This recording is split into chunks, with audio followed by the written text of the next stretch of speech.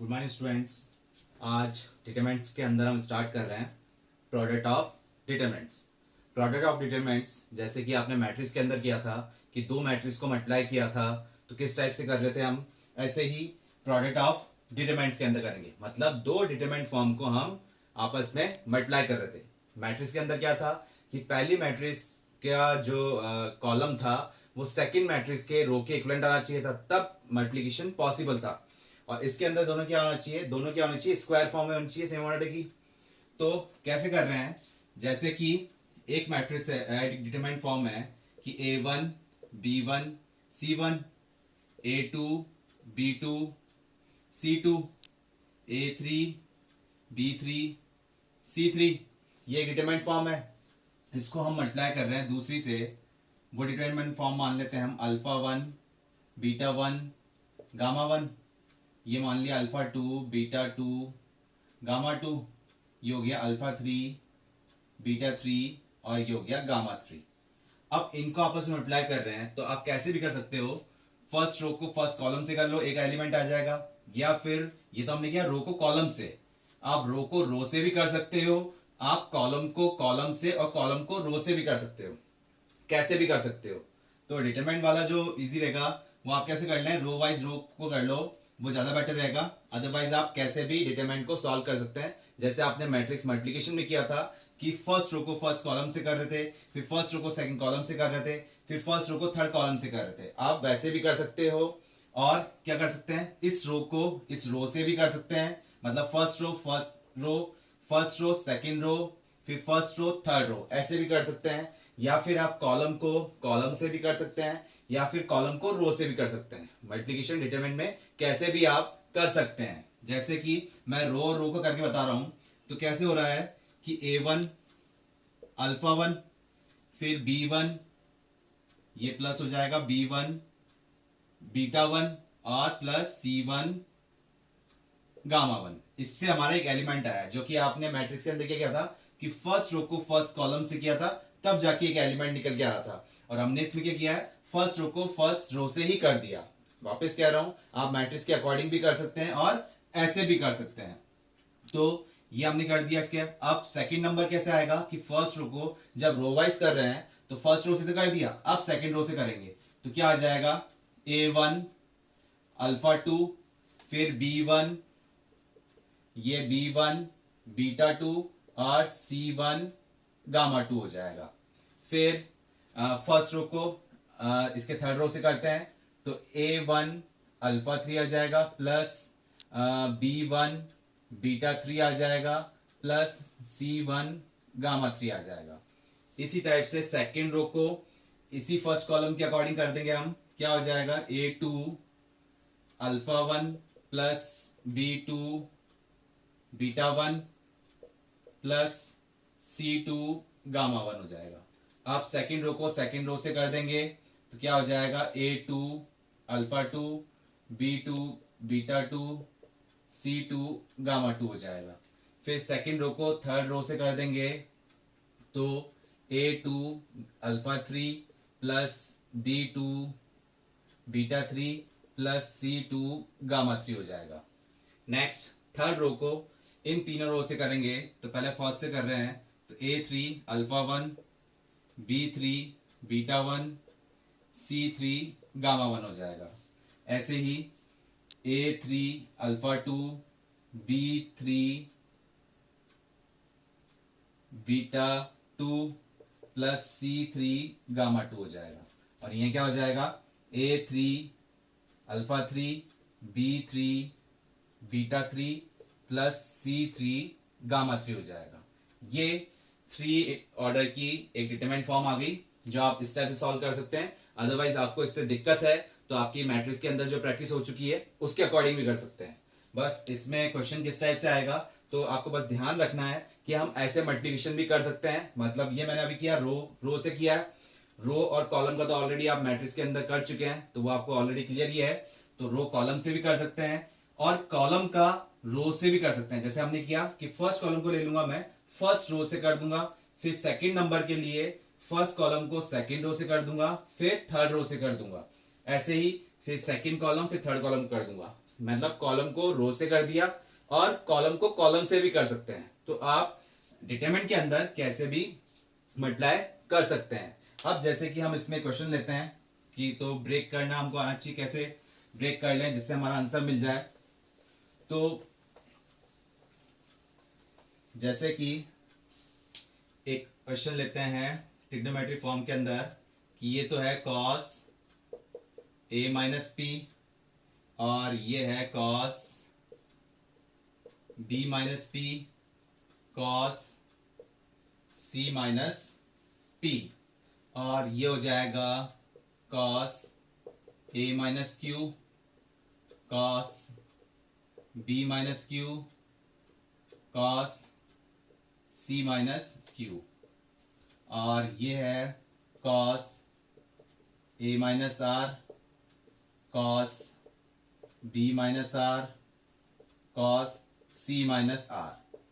अब ये determinant form है, इसकी वैल्यू फाइंड आउट करनी है हमको, और कुछ भी गिवन नहीं है हमारे पास जिसमें ये a p b सारे क्या हैं, मतलब कुछ भी कांस्टेंट फॉर्म मान लीजिए आप कि हमारे पास गिवन है या नहीं है। तो इसी फॉर्म में अब इस डिटरमिनेंट की फॉर्म की वैल्यू क्या होगी, जो कि इस फॉर्म में 3 ऑर्डर फॉर्म है। तो आपको पता है कि cos a माइनस b का फॉर्मूला क्या होता है, cos a cos b plus sin a sin b। अगर माइनस साइन आया है तो क्या आ जाएगा, प्लस में आ जाएगा। तो इन सब के अकॉर्डिंग क्या फॉर्म बन के आ रही है हमारे पास, ये ओवरऑल रिलेशन के अकॉर्डिंग क्या फॉर्म बन गया है, ये तो हो गया cos a cos p plus sin a sin p, ये तो हो जाएगा। इसके लिए क्या हो जाएगा, cos b cos p plus sin b sin p। इसके लिए हो जाएगा cos c cos p plus sin c sin p हो गया। नेक्स्ट इनके लिए क्या हो जाएगा, cos a cos q plus sin a sin q। Next आ जाएगा cos b cos q plus sin a sin q cos c cos q plus sin a sin b, यहाँ b है और ये c है, sin q, ये इसमें आ जाएगा cos a cos r plus sin a sin r। Next है cos b, ये हमने cos a माइनस b का जो हमने फॉर्मूला लगाया है उसके अकॉर्डिंग सबको सॉल्व कर रहे हैं। sin a नहीं sin b sin r और cos c cos r plus sin c sin r इस फॉर्म में। तो आप इसको दो में ब्रेक कर सकते हैं, दो डिटरमिनेंट फॉर्म में ब्रेक कर सकते हैं। किस टाइप से कर सकते हैं, वो आपको प्रॉपर्टीज ध्यान में रखनी है कि डिटरमिनेंट का मल्टीप्लिकेशन, दो डिटरमिनेंट का मल्टीप्लिकेशन कैसे भी कर सकते हैं, रो वाइज, रो को रो से, रो को कॉलम से, या फिर कॉलम को रो से, या कॉलम को कॉलम से। तो देखिए इसको हम दो डिटरमिनेंट फॉर्म में बना रहे हैं। जैसे कि आपने पहले भी देखा था कि एडिशन फॉर्म दे रखी है तो हम इसको ब्रेक कर सकते हैं, प्लस वाले को अलग कर सकते हैं, या फिर एक रो को डिसाइड कर लें उसको सेपरेट कर दें। इस टाइप से आपने किया था, लेकिन वो आपने एडिशन फॉर्म के अकॉर्डिंग किया था। अब हम दो डिटरमिनेंट फॉर्म, मतलब आपने किया प्रॉपर्टीज वाले के अंदर कि मैंने फॉर एग्जांपल ये लास्ट वाली रो को मैं सेपरेट करना चाहता हूं, तो दो डिटरमिनेंट फॉर्म बन जाएगी जिसमें दो रो तो ऐसी जाएगी और तीसरी रो में पहले वाले एलिमेंट आ जाएंगे, वो तो गया एक डिटरमिनेंट। फिर सेकंड डिटरमिनेंट के अंदर जो एडिशन फॉर्म में करूंगा वो थर्ड रो के अंदर ये वाली टर्म आ जाएगी, जो कि आपने प्रॉपर्टीज ऑफ डिटरमिनेंट के अंदर किया था, लेकिन उसके अंदर साइन क्या आया, प्लस का। अब हम बात कर रहे हैं कि इन दो डिटरमिनेंट को किसमें कर दें, प्रोडक्ट फॉर्म में अरेंज कर दें। तो कैसे कर रहे हैं, जैसे कि एक डिटरमिनेंट तो हो गया मेरे पास कि ये तो cos a ले लिया, फॉर एग्जांपल मैं रो को रो से ही कर रहा हूं, तो इसका तो cos a हो गया, ये मल्टीप्लाई cos a किससे मल्टीप्लाई हो रहा है, cos p से। तो मतलब सेकंड जो डिटरमिनेंट होना चाहिए मेरे पास वो यहाँ क्या होना चाहिए, cos p होना चाहिए। फिर ये साइन है तो यहां मैं क्या लिख दूं,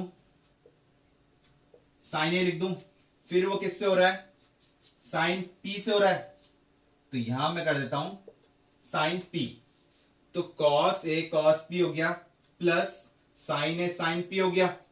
अब ये दूसरा एलिमेंट क्या आ रहा है हमको पता नहीं, कुछ भी हो सकता है। तो अब सब में देखिए कि सिर्फ दो ही एडिशन फॉर्म आ रही है, तीसरी आ ही नहीं रही है। तो आप ये 0 0 कर दीजिए इसको। वैसे तो यहां कुछ भी नंबर हो, ये 0 से मल्टीप्लाई हो जाएगा तो क्या हो जाएगा, 0 हो जाएगा। या यहां 0 है, ये कुछ भी नंबर हो, फिर 0 से मल्टीप्लाई हो रहा है तो भी 0 हो जाएगा। लेकिन 0 ही क्यों ले रहे हैं वो आगे देखते हैं हम इसको। फिर नेक्स्ट वाला ये तो हो गया हमारा, जैसे कॉस ए कॉस पी, फिर ये हो गया साइन ए साइन पी, एक नंबर आ गया। दूसरे नंबर के लिए ये हमारे पास क्या होना चाहिए नंबर, कि अब इसको करेंगे किससे, कॉस क्यू से। भाई कॉस ए साइन ए इस रो से मल्टीप्लाई होंगे ना, तो वो क्या होना चाहिए हमारे पास, कॉस क्यू और साइन क्यू, आगे कुछ है नहीं, तो 0 हो गया। फिर कॉस ए और साइन ए किससे मल्टीप्लाई हो रहा है, कॉस आर और साइन आर से, तो ये हमारे पास हो गया कॉस आर और साइन आर। क्लियर हुआ कि हमने एक एलिमेंट को पकड़ा, तो इसका कॉस ए यहां लिख लिया, कॉस पी से मल्टीप्लाई हो रहा है तो कॉस पी यहां लिख लिया। फिर साइन ए प्लस साइन ए, तो नेक्स्ट एलिमेंट इसका तो साइन ए हो गया, यहां क्या आ गया, साइन पी आ गया, तो ये टर्म भी हो गई हमारी। अब फिर 0 इंटू 0 भी कर दिया, तो ये टर्म पूरी बन गई। फिर नेक्स्ट अपन रो को सेकंड रो से करेंगे, तो कॉस ए कॉस क्यू और साइन ए साइन क्यू आ गया, वो भी हो गया। फिर फर्स्ट रो को थर्ड रो से कर रहे हैं, तो cos A into cos R हो रहा है plus sine A into sine R हो रहा है, ये हो गया। और लास्ट में तो 0 है ही, तो अब तो ये तो क्लियर हो गया। तो अब ये ए वाली टर्म चल रही थी, ये किसके लिए आ जाएगा, कॉस बी के लिए आ जाएगा। ये साइन बी हो गया, ये 0 हो गया। ये कॉस सी हो गया, साइन सी हो गया, ये 0 हो गया। ये दो डिटरमाइंट फॉर्म हो गई। चाहे तो आप इनको मल्टीप्लाई करके देखिए कि cos B into cos P है plus sine B into sine P है, फिर 0 के लिए तो 0 हो गया, cos B into cos Q next element, फिर sine B into sine Q next element. इस टाइप से ये मल्टीप्लिकेशन हो पा रहा है। अब 0 क्यों ले रहे हैं हम, कि अगर जैसे कि साइन ए, ये cos A sign A, rho into rho के लिए कितना हेल्प मिल गया हमको, कि कॉस ए साइन ए तो आ गया। अब ये 0 नहीं लेके हम कुछ और एलिमेंट लेते, तो यहां तो अपने पास हो गया। अगर ये 0 होता, ये कुछ और एलिमेंट होता तो 0 बन जाता, या फिर ये 0 होता, ये कुछ और होता तो भी आंसर 0 आता। लेकिन अगर हम इस रो को कॉलम वाइज करते तो 0 बनता क्या, तो कॉस ए साइन ए कॉस पी हो जाता, साइन ए कॉस क्यू हो जाता। लेकिन 0 से हम मल्टीप्लाई कर रहे हैं इसको, तो ये 0 आ रहा है। अगर 0 की जगह यहां कुछ और होता, फॉर एग्जाम्पल 1 होता, तो 1 इंटू कॉस आर क्या होता, कॉस आर आ जाता। तो हमको ये कॉस आर सेपरेट फॉर्म में ऐसा कुछ है नहीं, तो हम इसको ब्रेक नहीं कर पाते कि अदर एलिमेंट क्या जा रहे हैं अपने पास है ही नहीं, तो वो क्या हो जाएंगे, 0 हो जाएंगे। इसीलिए हमने क्या ले लिया, इनको 0 ले लिया। तो बस आप इसको देखने के लिए या तो आप क्या करें, रो को रो से मल्टीप्लाई कर दें, तो इसमें डिटरमिनेंट में इजी रहेगा आपके लिए, इसलिए मैंने आपको ये टर्म बताई है। अदरवाइज आप एक डिटरमिनेंट फॉर्म है, दो डिटरमिनेंट फॉर्म है, आप पहले इसका डिटरमिनेंट निकाल लीजिए जो भी आंसर आए, और इसका डिटरमिनेंट निकाल लीजिए जो भी आंसर आए, इन दोनों के आंसर को आपस में मल्टीप्लाई कर लीजिए। आप ऐसे भी कर सकते हैं, अदरवाइज प्रोडक्ट और कैसे हो सकता है ये आपने देख लिया। आगे नेक्स्ट क्वेश्चन देखते हैं अपन इसके अंदर। नेक्स्ट जो क्वेश्चन है इसके अंदर हमारे पास दो डिटरमिनेंट फॉर्म है और दोनों का प्रोडक्ट है, तो इनका आंसर फाइंड आउट करना है हमको। लॉगरिथम फॉर्म में है log 512 base 3, log 3 base 4, log 8 base 3, log 9 base 4, log 3 base 2, log 3 base 8, log 4 base 3, log 4 base 3। इस टाइप से क्वेश्चन है हमारे पास। तो अभी आपने किया देखा कैसा कि रो को रो से कर सकते हैं, रो को कॉलम से कर सकते हैं, कॉलम को रो से कर सकते हैं, या कॉलम को कॉलम से कर सकते हैं। और दूसरा और क्या कि अगर मेरे पास डिटरमिनेंट इजी फॉर्म में ही है, तो इतना लंबा जाने से अच्छा है मैं क्या करूं, इसका डिटरमिनेंट निकाल लूं जो भी आंसर आए, और इसका डिटरमिनेंट निकाल लूं जो भी। फॉर एग्जांपल इसका आंसर डिटरमिनेंट आया 4, इसका डिटरमिनेंट आया 3, तो 4 इंटू 3 12 डायरेक्ट आंसर आ गया। तो आप डायरेक्ट ऐसे भी कर सकते हैं, आपके पास ऑप्शन है, आप कैसे भी डिटरमिनेंट प्रॉपर्टी के अकॉर्डिंग या डायरेक्ट कैसे भी आप डिटरमिनेंट को प्रोडक्ट कर सकते हैं, कोई ऐसा टिपिकल नहीं है, एक्स्ट्रा में कुछ ऐसा नहीं है, एक पॉइंट बताया आपको। तो अब जैसे हम इसको डायरेक्ट डिटरमिनेंट के अकॉर्डिंग निकाल लेते हैं, तो कैसे निकल रहा है, तो ये तो हो गया डायरेक्ट डिटरमिनेंट कैसे निकलेगा, दिस इनटू दिस, क्योंकि टू ऑर्डर की डिटरमिनेंट फॉर्म है तो डायरेक्ट निकाल लें, ज्यादा बेटर है। तो इसको इससे मल्टीप्लाई कर रहे हैं तो क्या हो जाएगा, log 3 512 इंटू log 4, ये हो जाएगा 9, माइनस ये हो गया log 3 base 4 into log 8 base 3, ये तो इसका आ गया इस वाली डिटरमिनेंट का। और इस डिटरमिनेंट का क्या आ रहा है, log 3 base 2 into log 4 base 3 minus log 3 base 8 और log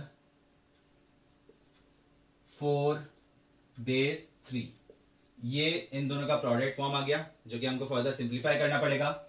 तो आपको इसके अंदर लॉगरिथम प्रॉपर्टी ध्यान रखनी चाहिए, क्या कि log a की पावर n है, तो क्या हो रहा था, n log a हो रहा था, और log a और b इस टाइप से है कि log b बेस a है, तो हम उसको क्या लिख सकते हैं, log b upon log a लिख सकते हैं। और मल्टीप्लीकेशन में होते हैं कि log a into B multiply में है तो हम क्या लिख सकते हैं, log a plus log b, और अगर डिवाइड में होते तो क्या लिखते हैं, log a minus log b। तो ये प्रॉपर्टी आपको ध्यान में होनी चाहिए लॉगरिथम को सिंप्लीफाई करने के लिए। तो अब कैसे कर रहे हैं, तो ये वाली टर्म क्या हो गई, इसको हम लिख दें 512, तो log 512 क्या होता है, 2 की पावर 9, तो ये तो हो गया 2 की पावर 9, और इस प्रॉपर्टी का log b a, तो इस फॉर्म के अकॉर्डिंग हम इसको ब्रेक कर लेते हैं, तो ये हो जाएगा log 3, ये हो गया log 9 है, 9 को हम लिख सकते हैं 3 का स्क्वायर अपॉन log 4 जो है इसको लिख लेते हैं 2 का स्क्वायर, ये भी किसके अकॉर्डिंग किया, b और a के अकॉर्डिंग किया, ऐसे इसको कर लेते हैं माइनस log 3, और ये हो जाएगा log 2 का स्क्वायर, और ये हो गया log 8 लिखना है तो 8 को लिख देंगे 2 का क्यूब, ये हो जाएगा log 3। नेक्स्ट इसके अंदर ये तो सिंपल आ गया log 3 log 2, मोस्टली ये और ये प्रॉपर्टी यूज में ले रहे हैं हम, log, अब इसको लिखेंगे log 4 अपॉन log 3, 4 को फर्दर सिंप्लीफाई कर सकते हैं 2 का स्क्वायर अपॉन log 3, ये हो जाएगा log 3 अपॉन log 2 का क्यूब, ये हो गया log 2 का स्क्वायर अपॉन log 3, ये हो गया, हमने इसको यूज में लिया।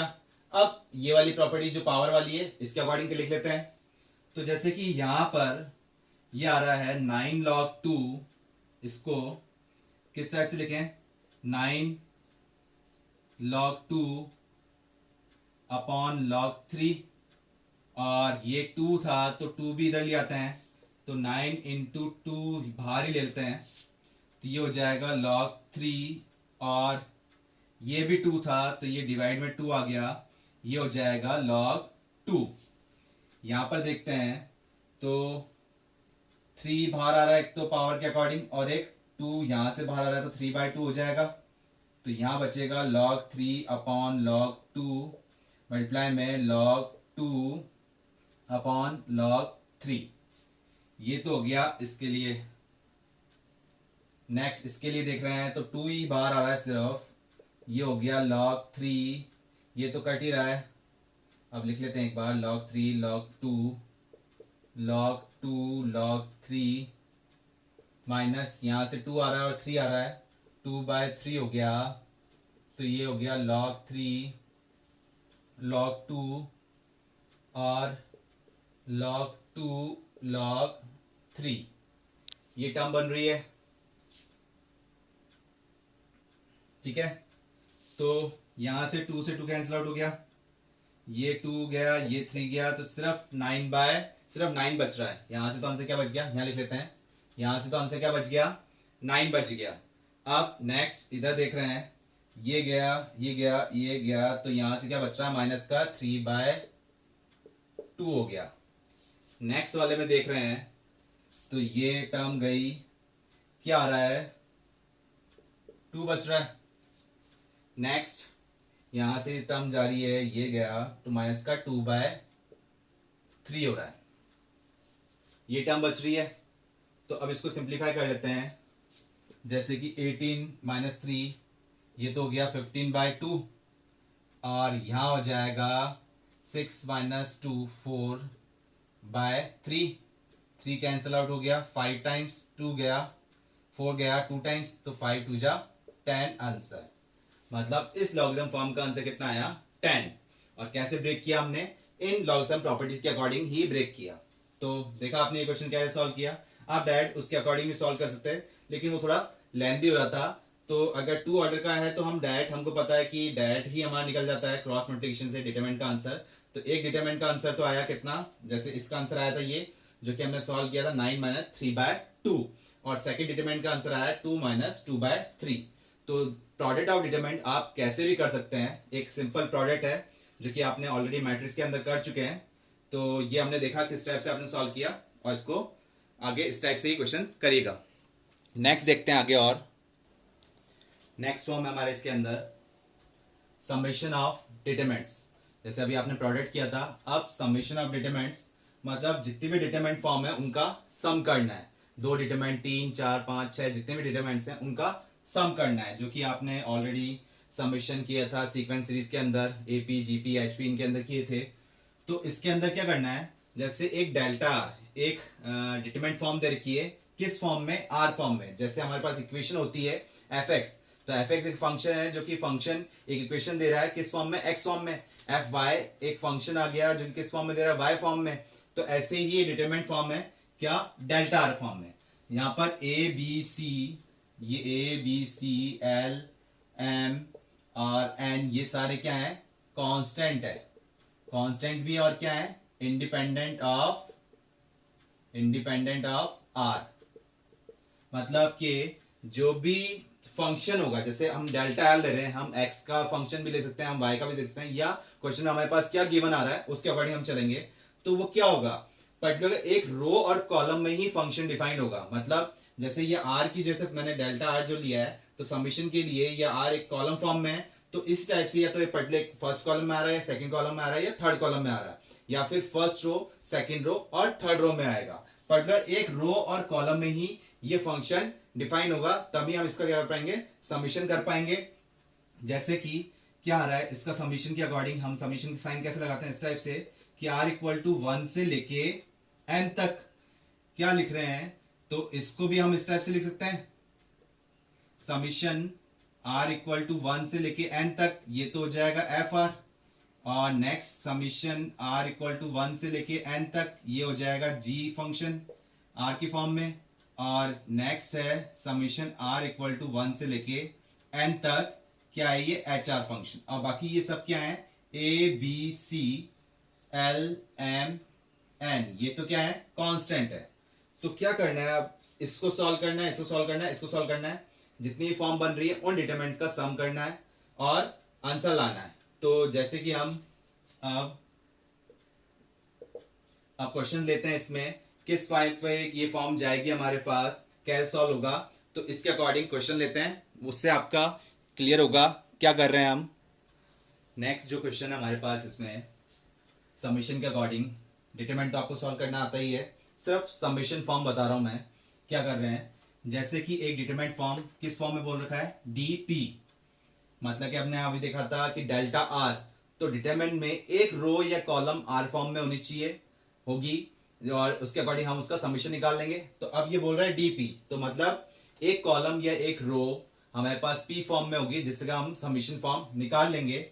तो ये डीपी पी फॉर्म दे रखी है, पी स्क्वायर पी क्यूब 15 35 25 8 9 10। तो ये डिटरमिनेंट फॉर्म दे रखी है, ये अलग क्वेश्चन है, वो बाद में देखेंगे, हम पहले ही देख रहे हैं। तो 8 9 10 इस टाइप की डिटरमिनेंट फॉर्म है। क्या वैल्यू फाइंड करनी है कि d1 plus d2 plus d3 plus d4 plus d5 की वैल्यू फाइंड करनी है। तो कैसे निकल रहा है, तो हमने देखा था समीशन किया था, तो कैसे कर रहे हैं, इसमें तो ऑलरेडी इसने वैल्यू दे रखी है कि 1 2 3 4 5 की वैल्यू निकालनी है। तो जैसे कि मैं D1 की निकालूं, तो D1 की कैसे निकलेगी कि जहां जहां P है वहां क्या पुट कर दूं, 1 पुट कर दूं, ये तो हो जाएगा 1, ये भी 1 हो जाएगा P स्क्वायर के अकॉर्डिंग, और P क्यूब ये भी क्या हो जाएगा, 1 का क्यूब कितना हो जाएगा, 1 हो जाएगा। ये हो गया 15 35 25, ये हो गया 8 9 10, ये हो गया। अब अगर 2 के लिए करूं, 2 के लिए करता हूं तो कितना आ जाएगा, P की जगह क्या पुट कर दूंगा 2, ये 4 हो जाएगा, और P क्यूब कितना हो जाएगा 8, ये तो ऐसे ही रहेंगे 35 25 8 9 10। अगर D3 निकालता हूं तो कैसे निकलेगा, 3 पुट कर दूंगा, 3 9 27, और ये हो जाएगा 15 35 25, ये तो ऐसे ही है 8 9 10, और ऐसे ही D4 और D5 निकलेंगे हमारे पास। तो और फिर क्या करना है, फिर तो कुछ ही नहीं, अब कंडीशन ये है कि अब D1 D2 D3 ऐसे D4 D5 भी आ जाएंगे। D4 भी एक डिटरमिनेंट फॉर्म होगा और D5 भी क्या होगा, एक डिटरमिनेंट फॉर्म होगी। ठीक है, अब आपको करना क्या है, या तो इन डिटरमिनेंट्स को ऐड कर लीजिए कि तीनों पांचों डिटरमिनेंट को हम ऐड कर लें, जैसे 1 + 2 3 3 + 3 9 9 प्लस इसका फर्स्ट एलिमेंट और इसका फर्स्ट एलिमेंट, ऐसे ही सेकंड एलिमेंट सबके ऐड कर लो, ऐसे करके एक डिटरमिनेंट फॉर्म बना लो, और सिंगल डिटरमिनेंट फॉर्म बन जाएगी। उसका डिटरमिनेंट 3 ऑर्डर फॉर्म में है, तो 3 ऑर्डर फॉर्म में आपको डिटरमिनेंट निकालना आता है। और या फिर आप कैसे करें, इसका आंसर निकाल लीजिए डिटरमिनेंट मेथड से, इसका आंसर निकाल लीजिए, ऐसे D3 का निकाल लीजिए, 4 का निकाल लीजिए, 5 का निकाल लीजिए, और इन सब का आंसर क्या कर लीजिए, आपस में ऐड कर लीजिए। तो जो आपको बेटर लग रहा है उसके अकॉर्डिंग आप सॉल्व कीजिए, या आप कर लीजिएगा, क्योंकि कैलकुलेशन फॉर्म है, मेरे को सिर्फ क्या बताना था इसके अंदर, समिशन। तो समिशन मतलब क्या हुआ कि जहां तक वैल्यू दे रखी है वहां तक हमने उसका क्या कर दिया, सम कर दिया, जो कि ऑलरेडी आप सीक्वेंस सीरीज में कर चुके हैं। तो इस टाइप से आपको सॉल्व करना है। मैं इसका आपको आंसर लिख देता हूं, आप कैलकुलेट कीजिएगा कितना आ रहा है। जैसे कि इसका डिटरमिनेंट निकाल लो, सबका डिटरमिनेंट निकाल लो और ऐड कर लो, या सब डिटरमिनेंट को पहले ऐड कर लो तो एक सिंगल डिटरमिनेंट फॉर्म बन जाएगी, उस डिटरमिनेंट को आप फाइनल डिटरमिनेंट आंसर निकाल दीजिए। तो इसका आंसर आ रहा है माइनस का 7 लाख, इसका आंसर आ रहा है माइनस का 7 लाख। ये आप लोग कैलकुलेट कर लीजिए कि नॉर्मल डिटरमिनेंट फॉर्म है, बस कैलकुलेशन थोड़ी लंबी है, मेन था मोटो हमारा समीशन सीखना। ठीक है, इंपॉर्टेंट क्वेश्चन ये है हमारे पास कि जैसे इस टाइप से है तो इसकी वैल्यूज कैसे निकल रही है। क्वेश्चन देखिए क्या फॉर्म दे रखा है, value of summation n equal to 1 से लेके कैपिटल N तक, ये कैपिटल N है, किसे करना है UN। जैसे अभी ये F अभी डेल्टा R में था, अभी DP में था, अब किस में दे रखा है UN, स्मॉल n फॉर्म है, फंक्शन किसमें है, n फॉर्म में। तो आप देखिए वो n form, small n form particular एक रो और कॉलम में मिलेगी। तो देखो फर्स्ट कॉलम में मिल रहा है हमको क्या, n n square n cube, बाकी कैपिटल N फॉर्म में 1 2n + 1 3n square, capital N है ये, 5 2n + 1, ये 2n + 1 है, और ये क्या है 3n है। तो मेन हमको जो समीशन फॉर्म लगाना है वो किस में लगाना है, फर्स्ट कॉलम में लगाना है, और उसके बाद सम करना है। तो वही नंबर ऑफ डिटरमिनेंट फॉर्म बन जाएगी, तो उसका एडिशन करें, या फिर कोई प्रॉपर्टी बन रही हो तो उसके अकॉर्डिंग करें। तो इसमें तो प्रॉपर्टी ही दिख रहा है क्योंकि नंबर नहीं बता रखा। उस वाले क्वेश्चन में क्या बता रखा था, D1 D2 D3 up to 5 तक सॉल्व करना था, तो वो हम सॉल्व कर सकते थे। ये तो एक सीरीज बन गई। तो पहले हम इसके अकॉर्डिंग देख लेते हैं क्या बन रहा है कि समीशन ऑफ UN, जैसे हम देख रहे हैं n equal to 1 capital N लेके UN, अगर इसके लिए देख रहे हैं तो क्या हो जाएगा, summation of n equal to 1 से लेके n स्मॉल n कर रहे हैं, तो क्या सीरीज बन के आ रही है, 1 + 2 + 3 अप टू क्या हो जाएगा n तक हो जाएगा। ये फर्स्ट नेचुरल नंबर वाला आ गया, जिसका आपको फॉर्मूला पता है, क्या फॉर्मूला होता है, n × n + 1/2, स्मॉल n लेते हैं, लेकिन यहाँ स्मॉल n से कैपिटल N तक चल रहे हैं, मतलब 1 से लेके कैपिटल N तक चल रहे हैं, तो स्मॉल n की जगह क्या लिख रहे हैं, नंबर टर्म्स क्या लिख रहे हैं, कैपिटल N। ऐसे ही स्क्वायर वाला भी आपको फॉर्मूला पता है, जो कि आपने किस में किए हैं, सीक्वेंस एंड सीरीज में किया है। n स्क्वायर के लिए 1 का स्क्वायर + 2 का स्क्वायर + 3 का square up to n square तक, तो इसका क्या हो जाएगा n into n plus one two n plus one by 6। और ऐसे ही आपने किसका किया है, क्यूब का कर रखा है, तो वो कितना हो जाएगा एन क्यूब के अकॉर्डिंग एन इंटू एन। अगर हम सीरीज बनाते हैं तो क्या बन जाएगी, 1 का क्यूब, 2 का क्यूब, 3 का क्यूब, अप टू कहां तक जाएगा ये एन क्यूब तक। तो क्या आ जाएगा n into n plus one by 2 का होल स्क्वायर। तो इन सब की जगह एन की जगह तो आ जाएगा हमारा answer n into n plus one by 2, क्योंकि समीशन फॉर्म है, समीशन हमने कर दिया। इस टाइप के अकॉर्डिंग इन सब की वैल्यूज हम लिख देते हैं। तो फाइनली जो डिटरमिनेंट फॉर्म बन के आ रही है, तो पहले वाले की जगह तो आ गया n n plus one by 2, और ये तो 1 ही है, और ये कितना है 5। इसकी जगह आ रहा है, स्क्वायरिंग वाली की जगह आ जाएगा ये वाली form n into n plus one और 2n प्लस 1 बाय 6, और ये हमारे पास है 2n प्लस 1, और ये था, ये भी कितना है 2n प्लस 1, ये हमारे पास है। नेक्स्ट क्यूब के लिए है, तो क्यूब का आ गया हमारे पास n into n plus one by 2 का होल स्क्वायर। नेक्स्ट है 3n स्क्वायर, और वो हो जाएगा 3n। ये डिटरमिनेंट फॉर्म है, इसकी वैल्यू हमको फाइंड आउट करनी है। अब आपने क्वेश्चन आपके पास ये था, आपने इसको यूज करके, समीशन फॉर्म को यूज करके आपने एक सिंपलेस्ट फॉर्म में लिया है डिटरमिनेंट को, यानी फॉर्म ये हमारे पास हो गया un। अब इसका डिटरमिनेंट की वैल्यू क्या होगी वो आपको फाइंड आउट करनी है, जो कि 4 ऑप्शन दे रखे हैं, और आईआईटी में क्वेश्चन आया हुआ भी है आपके पास ये। तो क्या करें, तो अब आपको पता है कि न्यूमेरिक टर्म के साथ साथ एन फॉर्म भी दे रखी है, तो प्रॉपर्टी यूज में ले लें हम, अदरवाइज प्रॉपर्टी से दिक्कत आ रही तो लास्ट ऑप्शन हमारे पास डिटरमिनेंट तो है ही कि डायरेक्ट डिटरमिनेंट निकाल दें, लेकिन प्रॉपर्टी से हमारी कैलकुलेशन थोड़ी इजी हो जाती है। तो देखो यहाँ पर सब पे n into n plus one सब जगह कॉमन आ रहा है, तो हम क्या लेते हैं, टेकिंग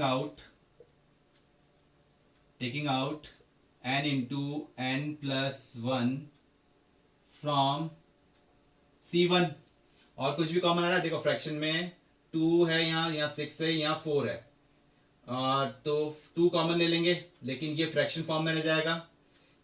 ऐसा लें कि फ्रैक्शन फॉर्म ही रिमूव हो जाए, तो 2 6 और ये 4, अगर एलसीएम लेते हैं 12, तो एक काम करते हैं n into n plus one by 12 common ले लेते हैं। तो देखिए क्या आ रहा है, कॉमन आके ये तो हो गया n into n plus one by 12, ये तो कॉमन आ गया। यहाँ क्या बच रहा है, ये तो बच गया 12 था, तो यहाँ क्या आ गया 6 हो जाएगा ना, ये 2 ही था यहाँ, तो 6 से मल्टीप्लाई डिवाइड करना पड़ेगा जब जाके तो 12 बनेगा। यहाँ n into n plus one तो गया, 6 है 12 बना था, 2 से मल्टीप्लाई हो गया, तो ये हो जाएगा ट्वाइस, लिख दो इसको चाहे, twice of 2n plus one, और यहाँ 4 था और n into n plus one तो गया, तो ये हो जाएगा 3n into n plus one, जो कि जब भी जाके वो क्या बनेगा 12 बनेगा।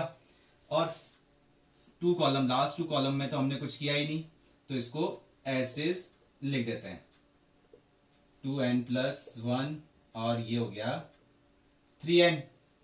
अब देखिए कोई ना कोई प्रॉपर्टीज लग रही होगी इसके अंदर, क्या करेंगे हम इसके अंदर,